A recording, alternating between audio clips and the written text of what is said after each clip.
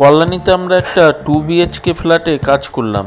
তো এখানে কিন্তু সব কাজটাই পিভিসি আর ইউপিভিসি দিয়ে হয়েছে। দেখতে পাচ্ছেন এই একটা টেবিল টপ বেসিন আমরা বানিয়েছি, এটা কিন্তু পিভিসি দিয়ে বানানো।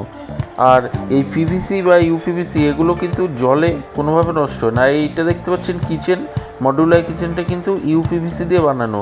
আর মডুলার কিচেনের উপরের দিকের যে সাদা অংশটা সেটা কিন্তু পিভিসি দিয়ে বানানো। এখানে আমরা মোট 3টে বাস্কেটও দিয়েছি।